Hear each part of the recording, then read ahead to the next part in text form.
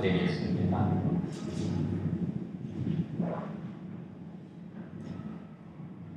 베드로전서 1장 18절로 25절 말씀 한 절씩 교독하시겠습니다. 너희가 알거니와 너희 조상의 유전한 망령된 행실에서 구속된 것은 은이나 금같이 없어질 것으로 한 것이 아니요 오직 흠없고 점없는 어린 양 같은 그리스도의 보배로운 피로 한 것이니라. 그는 창세전부터 미리 알리신 바 된 자나 이 말세에 너희를 위하여 나타내신 바 되었으니 너희는 저를 죽은 자 가운데서 살리시고 영광을 주신 하나님을 그리스도로 말미암아 믿는 자니 너희 믿음과 소망이 하나님께 있게 하셨느니라. 너희가 진리를 순종함으로 너희 영혼을 깨끗하게 하여 거짓 없이 형제를 사랑하기에 이르렀으니 마음으로 뜨겁게 피차 사랑하라. 너희가 거듭난 것이 썩어질 씨로 된 것이 아니요 썩지 아니할 씨로 된 것이니 하나님의 살아있고 항상 있는 말씀으로 되었느니라.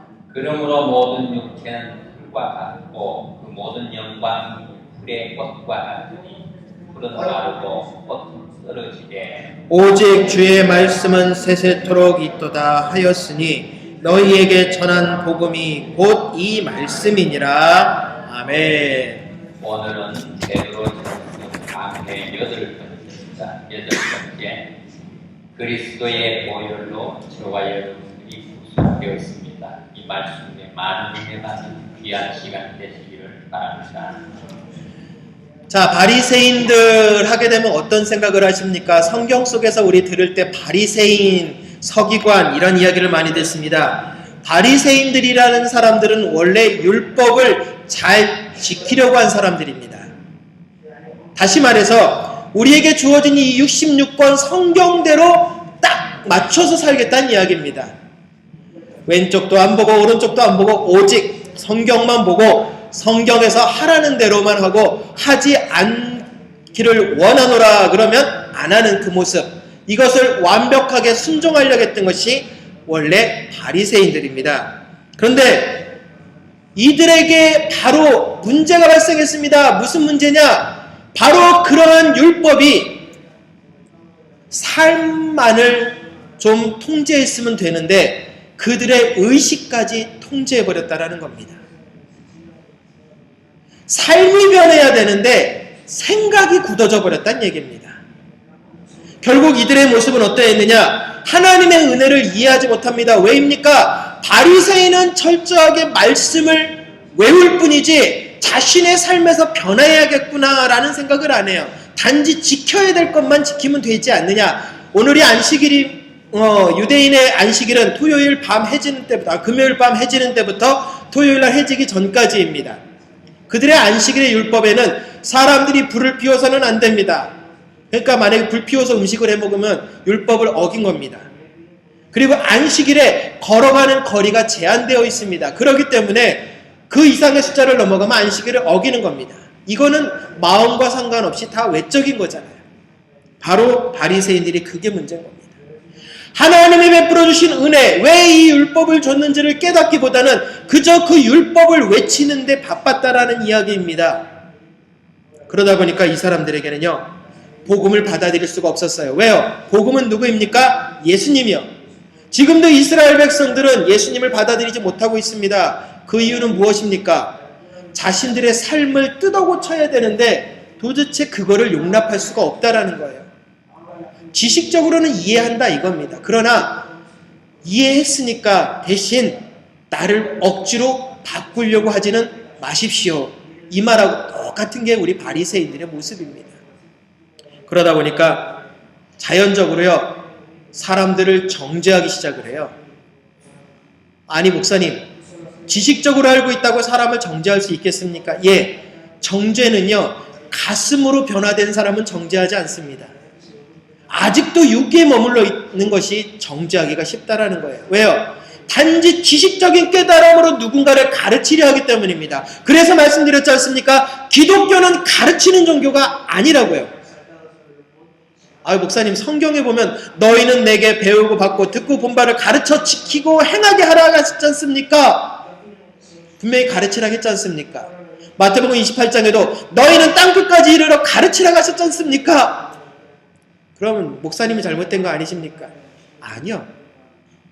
예수님의 말씀을 제대로 우리는 이해해야죠. 뭡니까?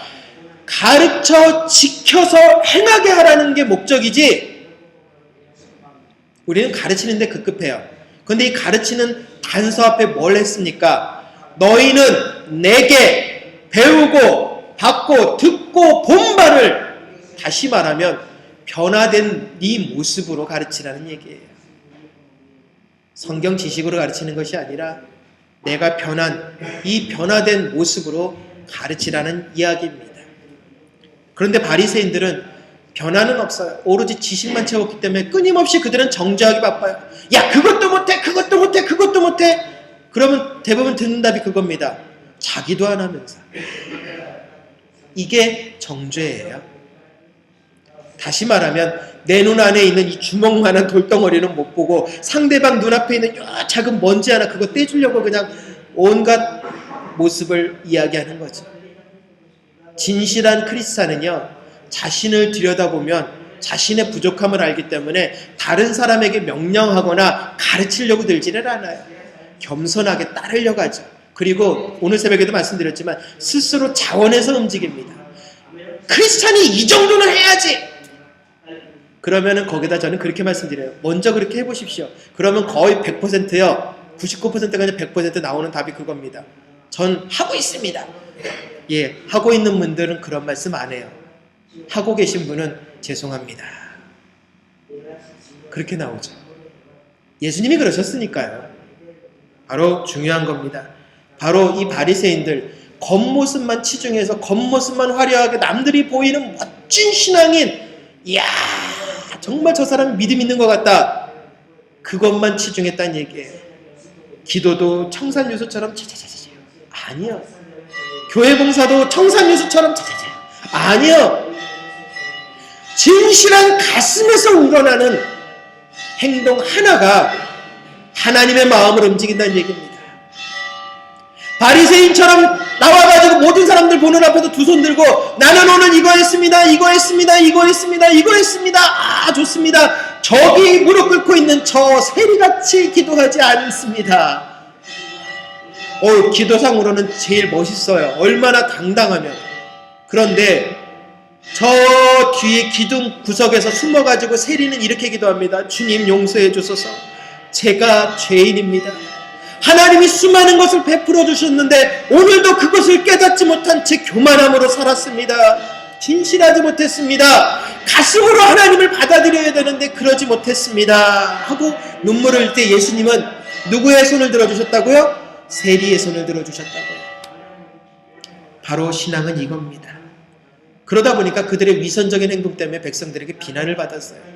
우리 크리스찬들도 마찬가지입니다. 만약에 믿지 않는 사람들에게 뭔가 우리가 비난을 받고 있다면 우리는 위선적인 신앙생활을 한 것입니다.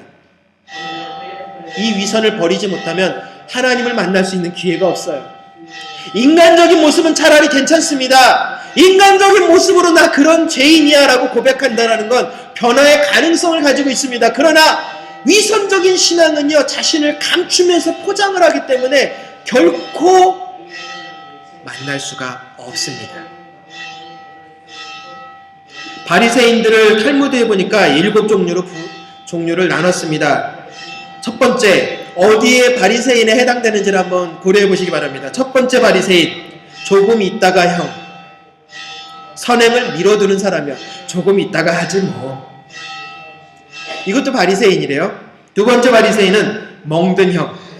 악을 안 보려고 눈을 감고 가다가 다친 사람. 차라리 이 악한 세상 보지 말자. 눈을 가리고 맨날 이러고 가다가 전봇대에 들이받고 벽에 들이받고 웅덩이에 빠져가지고 온통 온몸이 멍인 사람. 세 번째, 어깨형이라고 합니다. 선행을 어깨 위에 올려놓고 자랑하는 사람이에요. 나 이런 사람이야. 이 계급장 봐봐. 나 대한민국의 계급장이 바뀌었습니다. 예전에는 금이 번쩍번쩍하고 그냥 완전히 화려한 계급장이 여기 쫙 달렸거든요. 그런데 견장이고 뭐고 다 바뀌었습니다. 왜 바뀌었는지 아십니까? 검은색으로? 예전에 무장공비가 강릉에 침투했을 때 그 번쩍번쩍 보면 아하 하고 감을 잡은 거예요. 왜? 계급이 높아가면 높아갈수록 여기가 화려하게 빛나거든요. 번쩍번쩍 금이거든요. 그러니까 어떻게 됩니까? 그 사람만 잡으려고 왔던 그 무장공비들이 그 사람을 집중 사격을 하는 겁니다. 그래서 바로 그 다음에 명령이 국방부에서 내려왔습니다. 제가 있을 때 검은색으로 싹 바뀌었어요. 알아보지 못하도록. 겸손해지란 얘기죠. 그러니까 길 지나가다가도요, 사단장님이 예전에 걸어오시면 여기 별 2개가 번쩍하니까 아차 하고 숨었는데, 사단장님이 걸어오시는데 걸어오는 게 안 보여요. 저분이 사단장님인가 중대장님이신가 대령님인가 하다가 가까이 가서 탁 보는 순간 얼어버리죠. 왜요? 일개 병사가 별 앞에서 나타났다가는 큰일 나잖아요. 그런 일도 겪어요. 그냥 웃고 넘어가 주셨으니까 다행이지, 안 웃고 잘못 넘어갔으면 그때 감옥 갈 뻔했어요. 군대에서 그게 가능합니까? 예, 가능해요. 상급자 앞에서 조심해야 되거든요. 이게 어깨형입니다. 자랑하고 싶거든요. 나 이런 사람이 하고 늘 어깨에 그냥 막 자랑하는 거 아니라는 거죠. 곱사등형, 허리 구부러져 있잖아요. 곱사등. 이건 뭐냐? 겸손한 척하는 사람이에요. 척하는 건 안 됩니다. 가슴이 없는 건요, 사람들이 알아봐요. 에이 하고 나서 말을 안 할 뿐이지. 곱사등형으로 가면 안 됩니다. 계산형, 자기의 선행과 악행을 계산하면서 행동하는 사람. 주판을 튕기듯이 선을 이만큼 쌓았으니까 악을 요만큼 해도 돼? 악을 이만큼 요번에 했으니까 요만큼만 선을 좀 행하면 서로 같아질 거야. 아니요, 불가능하죠. 하나님을 두려워하는 형, 하나님이 두려워서 정말 바르게 사는 사람이요. 참 멋있는 바리새인이죠. 이거는 7번째 바리새인은요, 하나님을 사랑하는 형입니다. 무엇이냐? 하나님을 사랑하여 바르게 사는 사람이라고 합니다. 6번째하고 뭔가 다르죠. 하나님이 두려워서 사는 사람이 있고요, 하나님을 사랑해서 살아가는 사람이 있습니다.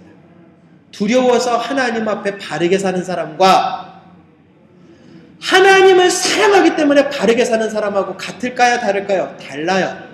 유대인들은 바로 바리새인들을 이 7번째 사람으로 알았습니다. 우리 크리스찬을 향하여서 세상 사람들은 바로 이 7번째 사람이 크리스찬이길 바랬습니다. 하나님이 무서워가지고 지옥에 던져버릴까봐, 내가 악을 행하면 나를 지옥에 던져버릴까봐 무서워서 어쩔 수 없이 바르게 사는 것이 아니라 정말로 나를 사랑하신 그 사랑 때문에 감사해서 바르게 사는, 이게 오늘날 우리 크리스찬이어야 한다는 겁니다. 그래서 베드로전서 지금 강의 8번째 중에 거룩하게 살라고 말씀하는 이유가 바로 그것입니다. 거룩하게 사는 것, 그것은 바로 하나님의 모습대로 살겠다라는 고백이기 때문입니다. 하나님을 두려워할 필요 가지고 있어야 합니다. 하나님을 두려워하지 않으면 지난주에 말씀드렸죠. 개밥의 도토리처럼 여긴다고요. 하나님이 살아계신 건 알면 악을 행할 수가 없어요. 악을 행하면서도 하나님 앞에 회개하면 됩니다? 아니요. 그거는 하나님을 기만하고 있는 겁니다. 스스로 만홀히 여기지 말라라고 분명히 이야기를 했습니다. 만홀이라는 단어가 뭡니까? 나를 함부로 네 뜻대로 좌지우지할 수 있고 흔들어 버릴 수 있는 그런 하찮은 신으로 여기지 말라라는 얘기예요. 근데 우리는 하나님을 막 흔들어 버려요. 하나님 기다리십시오. 뭘 기다려? 조금 있다 회개하면 되잖아요. 아니요. 이미 끝났어요. 왜 끝났냐고요? 마음 자세가 벌써 틀렸는데 하나님 앞에 벌써 그게 응답이 되겠느냐는 얘기입니다. 그렇기 때문에 거룩하게 사는 게 그만큼 어렵습니다. 체하지 말고 척하지 말라는 얘기예요. 그러나 더 기본이 되는 게 있습니다. 거룩해지려면 두려워하는 것보다 오늘 말씀처럼 사랑입니다. 그래서 오늘 본문에 저희들이 묵상했던 것처럼 17절에 뭐라 하겠습니까? 두려움으로 신앙생활을 잘하라고 가르쳐놨습니다. 그러면서 그 다음 9절 18절에 뭐라고 얘기를 하고 있습니까? 하나님을 사랑하며 신앙생활을 더 잘하라고 가르치고 있어요. 두려움으로 바른 자세를 유지했느냐? 그 두려움에 하나님의 사랑으로 모든 것을 덮어서 늘 우리를 지켜주시는 그 사랑으로 모든 것을 이겨내라는 이야기입니다. 십자가는 두려움의 존재가 아니지 않습니까? 십자가는 우리에게 사랑의 존재 아닙니까? 아무것도 물으지 않으셨고 아무것도 요구하지 아니하시고 그저 그냥 바라만 보기만 하면 모든 것을 해결해 준다고 한 이 십자가의 사랑. 그런데 너무나 가깝기 때문에 우리는 그것을 소홀히 여긴다고 말씀을 드렸었습니다. 그래서 오늘 본문의 이야기를 합니다. 우리에게 정말 이 귀한 하나님의 사랑, 구원이라는 거예요. 자, 우리 사랑하는 성도님들, 예수님의 보혈로 구속 받았습니다. 구속이라는 건 구원 받았다라는 겁니다. 구원 받으셨습니까? 이 구원이 여러분의 삶을 움직여내야 합니다.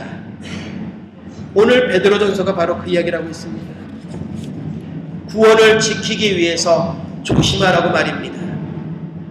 이 구원을 지키기 위해서 조심하라고 말입니다. 우리가 예수님을 십자가에서 만났습니다. 만났지만 지켜내라는 이야기입니다. 지켜내지 아니하면 아무 의미가 없다라는 겁니다. 삶이 변하지 않으면 내가 구원받았다라는 것은 무익해질 수밖에 없다라는 겁니다. 왜요? 십자가 때문에 구원은 받았으나 완성된 게 아니라고 말씀을 드렸잖아요. 구원은 완성해야 됩니다. 언제까지요? 예수님이 이 땅에 다시 오시는 그 순간까지요. 그게 저와 여러분들의 숙제입니다. 그렇다면 먼저 하나 짚고 넘어가려고 합니다. 이 구원은 무엇으로 받습니까? 너무나 뻔한 질문이죠. 자, 구원은 무엇으로 받습니까? 십자가요. 예수님이요. 이 예수님의 그 십자가로 그 목숨으로 우리가 구원을 받았습니다. 그렇기 때문에 천하의 은금보다 귀하다고 말씀해 주신 겁니다. 생명을 주어서 얻어낸 게 저와 여러분이라는 것입니다. 그렇다면 저와 여러분들이 어떠한 마음가짐을 가지고 이 구원을 완성해야 하겠느냐라는 것입니다. 구원을 우리는 천하게 만들지 말라는 얘기입니다. 지난주에도 말씀드린 것처럼 개밥의 도토리를 만들지 말자는 얘기입니다. 우리 그렇게 살고 있어요. 왜요? 대표적인 거 하나 먼저 말씀드립니다. 첫 번째, 전도. 구걸입니까? 물건을 강매하는 거입니다. 전도는 구걸하는 것도 아닙니다. 물건을 강매하는 것도 아닙니다. 우리가 구원이라는 물건 싸구려입니까? 죄송합니다. 메디 차이나. 우리는 제일 하찮게 여기잖아요. 전 세계 사람들이. 왜입니까? 전 세계 모든 나라에 안 들어간 물품이 없어요. 이 옆에 라고메라에도 중국 가게가 하나 들어오고 나니까 모든 상권이 다 죽어버렸대요. 그 안에 있는 작은 섬임에도 불구하고. 저희들 7개 섬 중에 하나잖아요. 저 밑에 라고메라. 거기에 중국 가게가 하나 딱 들어왔는데 대량으로 물품이 딱 쏟아지고 나니까 저가 공세를 탁 하니까 그 라고메라에 있던 모든 가게들이 문을 닫아버렸대요. 스페인 친구한테 그 얘기를 들으면서 이야 하는데 순간 머릿속에 싹 스쳐간 게 그겁니다. 우리도 그렇게 구원을 싸구려로 대량 공세하고 있는 거 아닌가. 그런데 대량으로 물량 공세하는 건 성공했어요. 그러나 문제는 그 대량으로 팔린 물품이 제대로 오래 갈까요? 아니요. 영화의 120분이라는 그 영화를 120시간이라는 영화를 그때 잠깐 말씀을 드렸지만 거기서도 그 대목이 나와요. 자신의 손목을 끊어내서 살았던 그 사람이 그 주머니 칼 하나를 쥐고 있는데 에이 다음부터는 좋은 스위스제 진짜 칼을 가지고 다녀야지. 에이 메이드 인 차이나여가지고 이게 뭐야 이 손도 제대로 이거 심줄 하나 살 하나 끊는 것도 이렇게 어려워서야. 자신의 팔을 끊어내야 살아나는 상황 속에서 자신의 살을 자르면서 그 고백을 하는 게 영화의 자막에 나와요. 그것을 보면서 그 생각을 했어요. 우리가 마치 싸구려를 생각하고 있는 거 아닌가. 전도는 싸구려가 아닙니다, 여러분. 십자가는 결코 싸구려 아니에요. 목걸이 18K 목걸이 싸구려 걸고 다닌다고 해서 십자가가 싸구려가 아닙니다. 십자가는요 내 목숨과 맞바꾼 겁니다. 자, 여러분의 목숨 얼마짜리십니까? 누가 와서 묻습니다. 얼마 드리면 그 목숨 저에게 주시겠습니까? 자, 얼마 드리면 목숨 주시겠어요, 저한테? 이 지구를 갖다 줘봐라. 내가 주나. 그거 지구보다도 더 귀하잖아요. 그 귀한 목숨을 지켜내야죠. 그런데 또 한 가지가 있습니다. 첫 번째는 전도라겠죠. 두 번째는 무엇입니까? 예배나 봉사를 인심 쓰면서 하면 안 된다라는 거예요. 구원 받은 자는요, 예배 드리는 것, 내가 오늘 예배 드려주지 뭐. 내가 오늘 그래 조금 일해주지 뭐. 아니에요. 이가 하나님을 싸구려로 만든 거예요. 내가 하나님 앞에 그냥 하나님 오늘 예배 드려줄게요. 솔직히 말씀드릴까요? 저와 여러분이 다 이 세상에 존재하지 않고 한순간에 사라져도 하나님은 하나님이에요. 해일이 밀려와가지고 쓰나미가 밀려와서 이 라스팔마스 섬이 다 사라져도 저와 여러분들 없어도 하나님은 살아계신 하나님이에요. 하나님이 어떻게 감히 살아있는 신자들이 있는 곳에 쓸어버리십니까? 감이란 단어를 제가 사용했습니다. 우리가 그렇게 하나님 앞에 함부로 용어를 쓰고 있어요. 지금 예배 정성을 하셔야죠. 시간 됐기 때문에 앉아있다. 그렇다면 우리는 하나님을 싸구려 만드신 겁니다. 내가 오늘 예배 드려주지. 아니야. 예배 드리는 그 순간만큼은 정성을 다하셔야죠. 봉사할 때요, 정말 정성을 다해서 봉사하셔야죠. 그게 바로 우리가 하나님의 구원을 이루어내는 겁니다. 그런데 이 전도와 예배 드리고 봉사하는 것들을 우리가 너무 천하게 만들면 결국은 구원도 천한 것이 된다는 것을 기억해 주시길 부탁을 드립니다. 은이나 금보다 더 귀한 거라고 말씀을 드렸지 않습니까? 예수님이 오시는 그 순간까지 우리는 완성해내야 합니다. 그래서 21절에 뭐라 하겠습니까? 너희는 그를 죽은 자 가운데서 살리시고 영광을 주신 하나님을 그리스도로 말미암아 믿는 자니 너희 믿음과 소망이 하나님께 있게 하셨느니라. 아멘. 믿음과 소망이 누구에게 있게요? 하나님께요. 왜요? 예수님 때문에 저희가 믿었으니까요. 예수님이 저와 여러분들의 안에 살아계십니다. 그러면 올바로 믿는 거예요.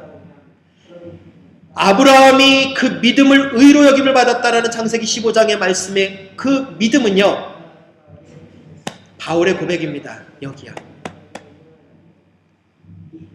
내 안에 사는 이 예수 그리스도니 나의 죽음도 유익한 것이다.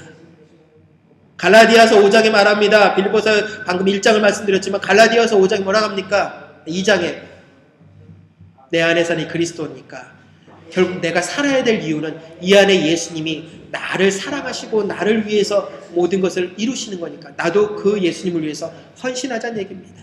다시 말하면 내가 사는 이유는 뭐 때문이라고요? 예수님이요. 그런데 이 속에 진실이 없습니다.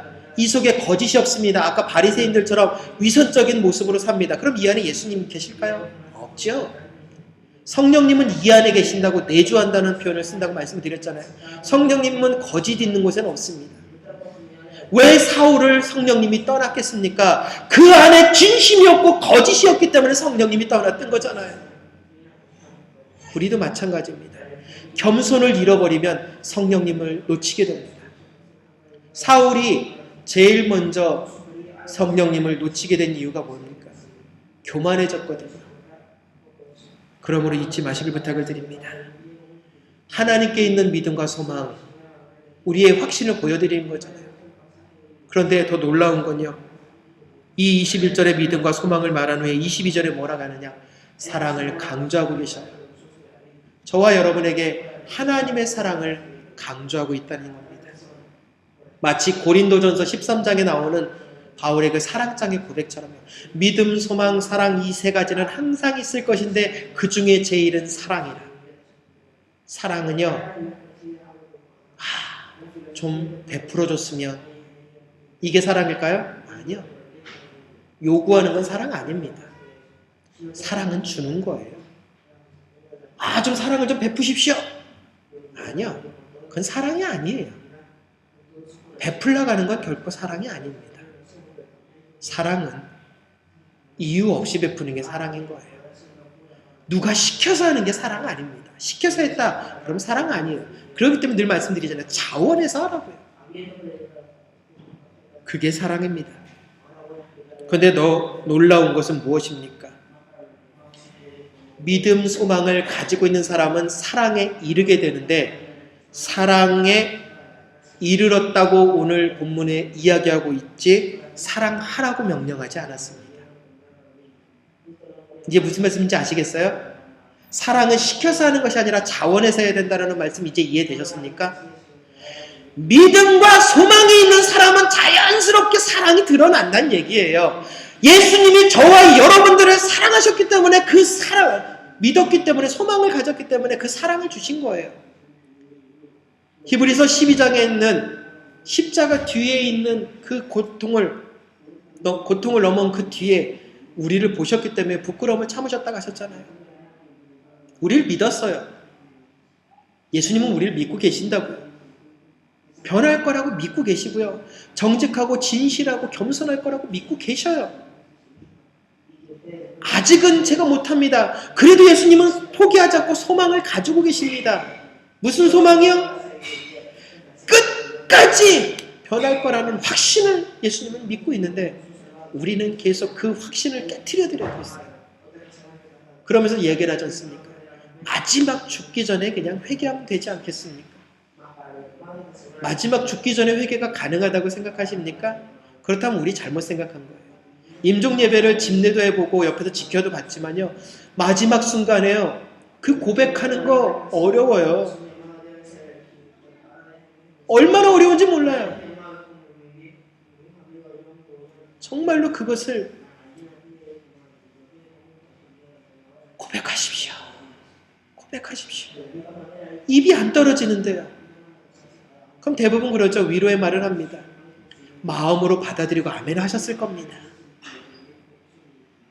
그런데 성경대로 하면은요. 입으로 시인하여 구원에 이르는 이라 하겠잖아요. 시인을 할 줄 알아야죠. 알고 있으면 뭐하냐고요. 사단도 하나님은 알고 있거든요. 사단과 우리의 차이가 무엇입니까? 시인하는 거가 틀리잖아요. 구원받은 백성답게 알고 있으면 뭐합니까? 성경대로 살아야 된다는 거 알고 있고 변해야 된다는 거 알고 있으면 뭐하겠습니까? 실천에 옮기지 못하면 아무 의미가 없다라는 거예요. 그렇기 때문에 거짓 없는 사랑으로 우리 진실하게 해보자라는 거죠. 거짓된 사랑, 하얀 거짓말, 거짓말입니다. 나중에 좋으면 다 좋은 겁니다, 목사님. 아니요. 하나님은 단 한 번도요. 과정이 악한데 결과가 선하면 선한 것이라고 말씀하신 적 없어요. 진짜입니까? 예, 진짜입니다. 그러니까 과정도 선하셔야 된다고요. 그래도 선의의 거짓말. 제가 예전에 어느 학교 때 딱 한 번 선의의 거짓말 하나님이 용서하신 적 있다겠죠? 뭐요? 라합이 두 정탐꾼을 살려낼 때요. 이 거짓말이 과연 이 목숨을 살려내는 거하고 바꿀 때 그때는 허락이 됐지만 다른 거짓말들은 허락이 된 적 없어요. 라헬이 선한 사람들의 목숨을 빼앗을 수가 있을 것 같거든요. 그래서 거짓말을 했어요. 그 거짓말 외에는 성경에 허락된 것이 없어요. 그런데 왜 우리는 거짓된 외식적인 겉모습만으로 자꾸 포장을 하려는 오늘 베드로가 우리에게 항변을 하고 있는 거예요. 진실해지라는 얘기죠. 겉모습이 아니라는 거죠. 가슴으로 하나님을 따르라는 얘기죠. 근데요, 신앙인들을 가만히 보고 있으면 왜 사랑하는 채 할까요? 전 그게 좀 궁금했어요. 궁금하던가 근데 묵상하면서 느꼈던 게 그겁니다. 첫 번째, 사랑하는 채 하는 첫 번째 이유는 자신의 유익을 위해서요. 맞아요. 자신의 유익을 위해서더라고요. 뭐요? 체면, 보상과 어떤 관계성 때문에. 척해야 내가 보상을 받거든요. 이게 제일 안 좋은 모습이고요. 두 번째, 이권에 따라서 사람을 차별하는 거예요. 사람은 다 똑같습니다. 대통령이나 우리나 다 똑같습니다. 그런데 대통령하고 거지가 들어왔습니다. 저 문에. 자리를 똑같이 거지하고 대통령하고 같은 자리에 착 앉혀놓으시겠어요? 아니면 자리를 구분 지으시겠어요? 구분 짓게 되겠죠. 그만큼 우리 내면에 차별하고 있다는 얘기입니다. 사랑은요, 차별하지 않아요. 그냥 불쌍한 사람 불쌍하게 안 보고요. 그냥 하나님의 위로하심이 있기를 원한다고 여길 뿐이죠. 세 번째, 사랑은요, 내 유익이 아니라 상대방의 유익을 추구하는 것이기 때문이다 라고 제가 이야기를 했습니다. 왜 사랑하는 체 할까? 옆에 사람한테 자꾸 보여줘야 내가 도움을 받으니까요. 유익을 얻으니까요. 사랑하는 마음은 없어요. 그런데 상대방을 얻어내려고 그렇게 보이는 거죠. 이것을 가지고는 하나님의 구원의 역사를 이룰 수가 없다는 얘기입니다. 그럼 어떻게 해야 될까요? 피차 서로 사랑을 하겠어요. 뜨겁게 사랑하라고요. 예수님이 우리를 사랑하시되 끝까지 사랑하시라고 하셨잖아요. 잊지 마십시오. 끝까지 사랑하는 건 뭐라고요? 피차 사랑하는 건 뭐라고요? 목숨을 다해서 사랑하는 거예요. 가끔가다 그런 경우 있으시잖아요. 아, 목사님은 누구만 사랑해. 아니요. 그런 적 없어요. 목회자는 동일하게 사랑해요. 근데 똑같은 상황을 인지를 하셔야 돼요. 왜요? 한 아이에게 엄마가요, 형과 동생이 있었는데 사과를 줬어요. 그러면서 엄마가 이야기를 합니다. 네가 똑바로 나눠서 네가 줘라. 그 글을 읽으면서 참 지혜롭다 그랬어요. 왜? 욕심이잖아요. 서로 내 거가 커, 네 거가 커, 네 거가 커, 내 거가 커. 그러면 큰애 네가 잘라라. 아마 큰애가 욕심이 더 많았나 봐요. 엄마가 잘라줬으면 엄마 왜 내 거 커, 네 거 커 그러는데 큰애가 잘랐어요. 그럼 동생이 불평할 만도 한데 동생은 불평 안 하겠죠. 바로 그런 이야기입니다. 누구에게나 똑같아요. 누구에게나. 누구는 많이 기도해주고 누구는 적게. 아니요. 아, 목사님 그래도 다정하게 웃으면서 이야기하시잖아요. 아니요. 그런 거 없어요. 다 똑같아요. 단지 목회자들의 가슴속에, 저뿐만 아니라 모든 목회자들이 다정하게 이야기하는 이유가 딱 한 가지가 있어요. 뭐냐? 기도시키려고 할 때. 그리고 또 기도의 무릎으로 나가는 분들을 뵐 때. 그때는 스스로 마음속에 무의식적으로 기쁨이 나와요. 왜요? 하나님 앞에 무릎으로 가는 그 모습이 너무 아름다우니까. 목사들의 최종 목적은 그거거든요. 곽선희 목사님이 처음 신학 1학년을 시작할 때 하셨던 말씀이에요. 목사는 장례식을 잘 치러서 천국에 보내면 되는 게 목사의 직무야. 다른 거 필요 없어. 그럼 무슨 얘기냐라고 제가 끝나고 다시 여쭤더니 그 얘기예요. 잘 믿어서 정말 변화돼서 하나님 품에 꽉 안겨가지고 야, 너 그동안 보고 싶어서 내가 정말 몸살 났었다. 이 말 듣게 해드리면 되는 거다. 지금 생각해봐도 그 말씀 정말 맞는 말씀인 것 같아요. 우리 서로 목숨을 다해서 사랑하십시오. 부부간에 목숨을 다해서 사랑하시라고요. 검은 머리 팥불이 되도록 사랑하겠습니다. 나오자마자 요즘 틀려진다고 하는데 아니요. 목숨 다해서 사랑하셔야죠. 왜요? 내 반쪽인데 내 반쪽이 죽으면 결국 나도 죽는 거예요. 과거에 운동권 시절에 불렀던 노래가 있었어요. 깊은 산 오솔길 옆 쭉 가다가 보면 작은 연못이 있는데 물고기 2마리가 서로 티격태격 싸워서 한 마리가 없어졌으면 좋겠다라는 노래 가사예요. 그런데 결국 한 마리가 죽었어요. 자, 한 마리 죽었을 때 나머지 한 마리는 살까요 죽을까요? 결국 그 죽은 물고기 때문에 썩어서 그 물고기까지 같이 죽는다라는 그 노래 가사인데 아마 그게 정치적인 어떤 이미지에 부합이 돼서 그거를 금지곡으로 시켰는지 모르겠지만 참 맞는 얘기예요. 같이 살아야지. 반쪽이 죽으니까 죽잖아요. 사랑은 이렇게 가는 겁니다. 교회는 이렇게 사랑하는 겁니다. 크리스찬들은 이렇게 사랑하는 겁니다. 외식이 아니라 위선이 아니라 가슴으로 진심으로요. 예수님은 우리를 사랑하실 때 끝까지 사랑하신다고 하셨잖아요. 이 가슴이 변하지 않으시겠다고 했어요. 근데 우리는 시시각각 변합니다. 그러면서 꼭 토를 달면서 핑계를 대요. 뭐라고요? 예수님은 신이셨고 하나님이셨고 우리는 인간입니다. 아니요. 저와 여러분의 선택일 뿐입니다. 어떻게 선택하느냐에 따라서 저와 여러분들의 운명은 바뀌어지는 겁니다. 다른 상황이 바뀌면 아니요. 상황은 바뀌어지지 않습니다. 왜 안 바뀔까요? 늘 말씀드리잖아요. 내가 안 바뀌는데 상황이 바뀔 것 같으십니까? 내가 바뀐다라는 건 뭡니까? 내 마음이 바뀌면 내가 보는 시야가 바뀌거든요. 바로 오늘 본문이 그겁니다. 진실한 사람과 뜨거운 사람으로 이렇게 가라는 이야기입니다. 그러므로 저와 여러분 잊지 마십시오. 이제 베드로전서 1장을 마쳤습니다. 거룩하게 살아야 되겠다라는 각오를 가르치고 있습니다. 이제 다음 주부터 2장으로 넘어가면 구체적으로 이것이 거룩한 것이다라고 꼭꼭 집어서 우리를 찌르기 시작할 겁니다. 가장 중요한 건 각오입니다. 이 보혈로 저와 여러분을 사랑해 주셨는데 어찌 싸구려를 만들겠느냐는 이야기입니다. 사랑하십시오. 거룩한 마음으로 사랑하십시오. 예수님이 저와 여러분을 사랑하셨던 것처럼 사랑하십시오. 예배 마지못해서가 아니라 스스로 자원하여 하나님 앞에 나를 바치는 모리아 산의 이삭처럼 스스로를 죽이십시오. 그러면 그 뒤에 내려온 이삭은 당대의 100배의 이 땅의 결실을 얻어냈다겠지 않습니까? 이러한 놀라운 거룩한 삶의 은혜의 장으로 한 주 동안 발전해 나가고 발걸음을 통해서 승리의 함성을 외치는 귀한 축복의 성도님들이 되시기를 바랍니다. 거룩하신 하나님 감사합니다. 우리들의 마음과 생각을 드립니다. 우리들의 영혼을 드립니다.